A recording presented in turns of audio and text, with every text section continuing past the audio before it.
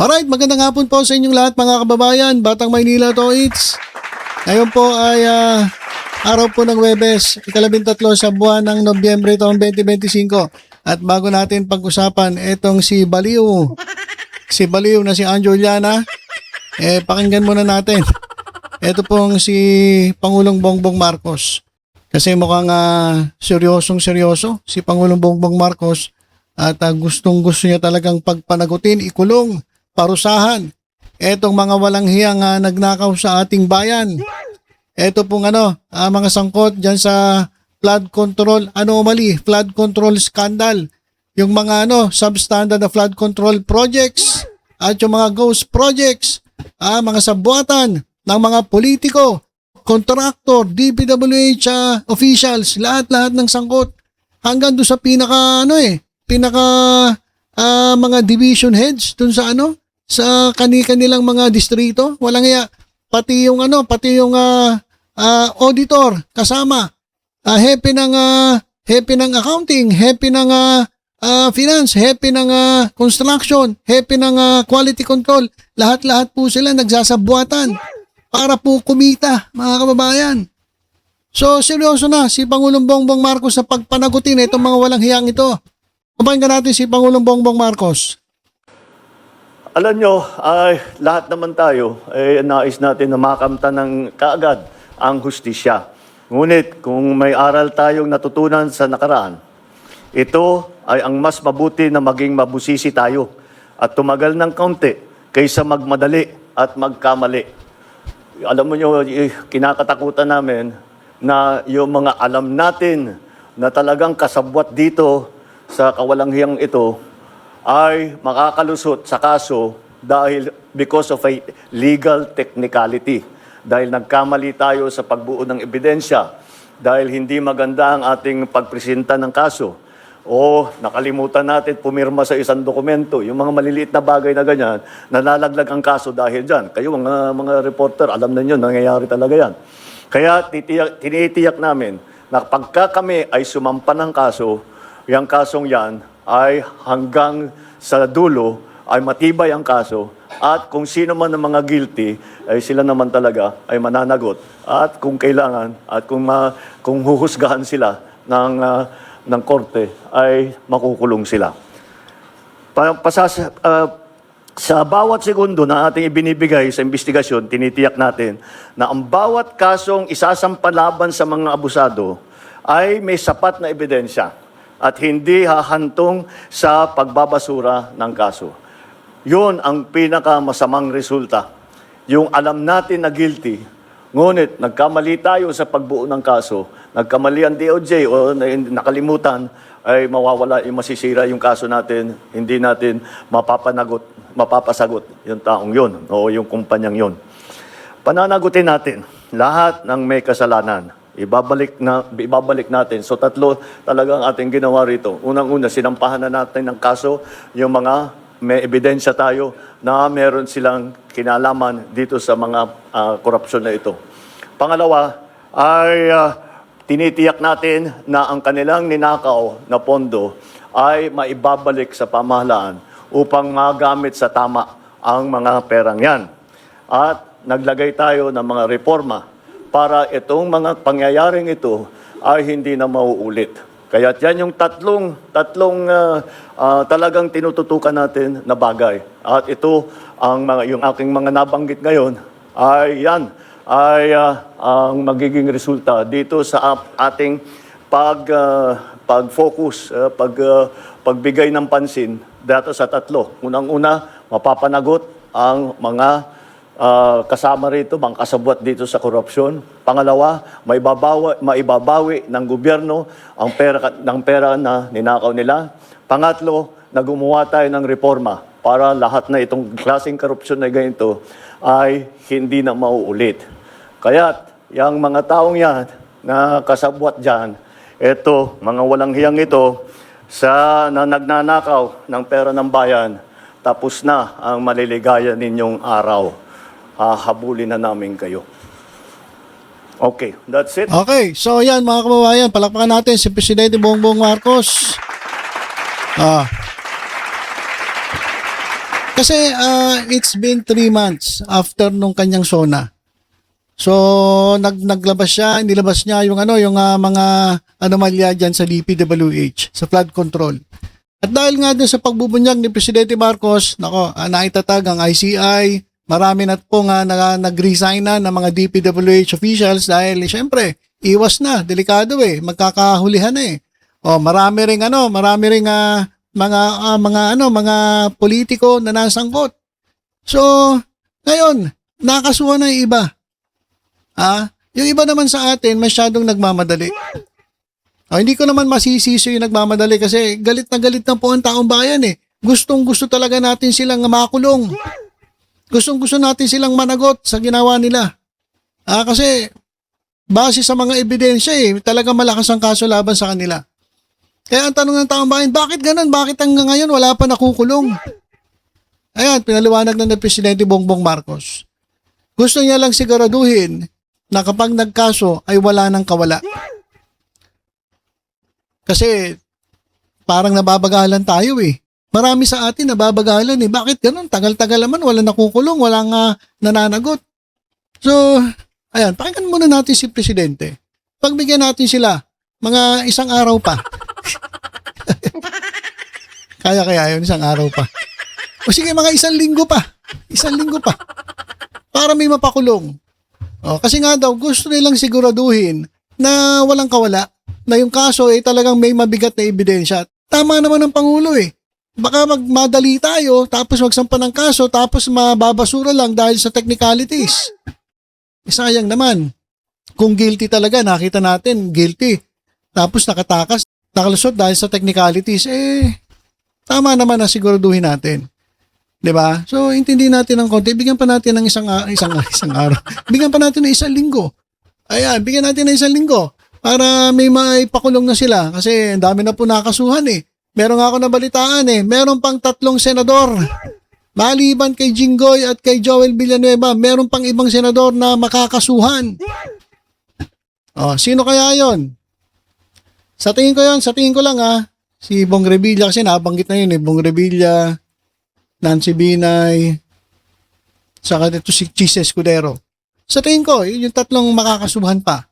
Pero ngayon kasi ang talagang sikat na sikat yung pangalang Joel Villanueva at Jinggoy Estrada So malamang yung 3 tinutukoy na makakasuhan pa, Chis Escudero, Bong Revilla at Nancy Binay. Ayun po yung narinig ko.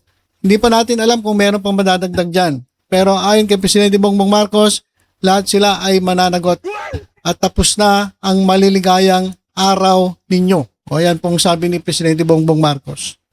Kaya relax lang mga kababayan. Relax lang, mga 1 week pa. Pagbigyan natin 1 week kasi totoo naman, inip na tayo, di ba? Sobra na tayong naiinip. Dahil hanggang ngayon wala pa nananagot. Anyway, hintayin natin ang pagkilos ng mga otoridad na may hawak po netong kaso o pag-iimbestiga dyan po sa anomalya sa flood control projects. Okay, dako na tayo dito kay Tikboy. Ang sama-sama na ng tingin ng taong bayan dito. Alam niyo mga kababayan, ang sama-sama na ng tingin sa'yo, Anjo Iliana. Sa totoo lang, Anjo Iliana, ang sama-sama na ng tingin sa'yo ng tao. Ito nga, yan, basahin mo. Anjo. Ganitong klase ng kaibigan ang dapat iniiwasan. So, yung mga kaibigan ni Anjo, yung ngayon, yung mga close ni Anjo, ingat kayo dyan. Kasi, balang araw, kapag merong hiniling yan at hindi niya napagbigyan, ilalaglag kayo niyan. Yung kasama niya nagbablog ngayon, ingat ka dyan, Brad. Baka 1 araw, ilaglag ka niyan. Lalong-lalo na, kumikita ata kayong 2 dyan. Ingat ka dyan. Pag ganyan ang naging usapan, minsan talaga nang lalaglag na Di ba? So mag-iingat ka, mag-iingat ka. At sa mga kaibigan ni Anjo Iliana, mag-iingat kayo, delikado kayo dito. Basahin ko lang tong caption. Si Anjo Iliana ang buhay na patunay na minsan nakakatakot ng magkaroon ng mga kaibigan. Tingnan mo yung mga kababayan natin na tutroma na magkaroon ng kaibigan kasi natatakot sila baka yung kaibigan nila ikatulad mo, Anjo. Oh, natatakot magkaroon ng kaibigan, nakakatroma na. Oh, siya ang buhay na patunay na kahit 10 to 20 years kayong close ng kaibigan mo, dadating ang time na gagamitin niya yung mga sikreto o info mo. Ganyan to eh. Ganyan to si Anjo. 10 to 20 years kayong naging magkaibigan. Siyempre, sa loob ng 10, 20 taon, marami kayong pinagsamahan. Siyempre, marami kayong mga kalokohan. Kasi siyempre, alam mo na lalaki, palibasa lalaki. Maraming kalokohan. Oh. Pero mo, nagsama kayo siguro sa mga gimmick ng babae, ng lalaki, ng bakla, ng tomboy. So, sama-sama kayo. Yung mga samahang lalaki, samahan ng mga lalaki. Tapos yung pala, after 10 to 20 years, ibubulgar kayo ng parang hindi lalaki. Ayan si Anjo. Nakakatakot po maging kaibigan yung ganyan, kaya natutroma na po yung iba. Ako, nakakatakot pala magkaroon ng kaibigan. Sabi nga dito, ganito ang klase ng kaibigan ang dapat iwasan. Tsaka, sa unspoken moral code ng tao. Ito po kasi, ito ang naturalesa sa tao. Dapat ganito ang tao. At alam po, ganito naman tayo eh. Ito lang talaga kakaiba eh. Sa totoo lang, ito lang talagang si Anjo ang kakaiba. O, unspoken moral code ng tao. Batas ito ng mga matitinong tao. Maski maging mortal na magkaaway kayo, may mga bagay o may mga dapat at hindi dapat nilalabas ng mga sikreto na alam mo. O, kahit pa mortal mo ng kaaway na kaibigan mo nagkasama kayo, merong mga bagay na hindi dapat inilalabas. Lalong-lalo na yung mga sikreto ninyo. Biruin mo, magkasama kayo, saya-saya nyo, dahil magtutropa kayo, tapos dahil sa hindi ka napagbigyan sa gusto mo, hindi ka napautang, gano'n, minsan gano'n, di ba? Kaibigan natin. Nangyari nagagalit. Tapos ngayon, makikita mo na lang magpo-post sa Facebook. Hindi mo alam, binablog ka na pala. At sinisiraan ka na pala. Nilalabas na yung sikreto ninyo. Napakawalang hiya ng ganitong klaseng tao. Mas matindi pa dun sa mga nagnakaw sa flood control. Diba? Oh. Merong ganun eh, ang normal na tao. Kahit magkaaway na kayo, hindi mo ilalabas yun eh. Yung mga sikreto ninyo. Yung mga normal. Dahil gumagawa ng katulad na ginagawa ni Anjo, hindi po normal yan. Gawain po ng abnormal na tao yan. Pero mo, nasabi tuloy ng nag-post, kaya minsan, mas magandang solo ka lang eh, sa mga ginagawa mo. O kasi minsan, katulad yan, iba-blackmail mo yung mga kasamahan mo dati, sisiraan mo. O, pangit ang ugali, napakapangit na ugali ng isang tao, yung ginagawa nito ni Anjo. Kaya yung mga kaibigan nito, guys, iwas na kayo. Iwas na kayo sa taong to. Delikado kayo dito. Ilalaglag kayo na ito. Sigurado yan. Nagawa nga niya sa Tito Vic and Joey na napakalaki na itulong sa kanya eh. Kayo pa kaya? Delikado kayo kay Anjo. Kaya, naku, umiwas-iwas na kayo. Yaan nyo lang siya sa buhay niya mag-isa. Kasi, isa pa, kala mo pagkalinis-linis. Malinis ka ba, Anjo? Napakalinis mo bang tao? Napakalinis mong mamamayang Pilipino? Ikaw ba ay tunay na huwarang ama? Huwarang anak? Huwarang ano? Ano? Wala ka bang ginagawang kasalanan? Malinis ka ba? Ito, meron nag-post. Anjo, makinig ka. Anjo Ilana, kamusta yung suki card mo sa Pegasus at Air Force One?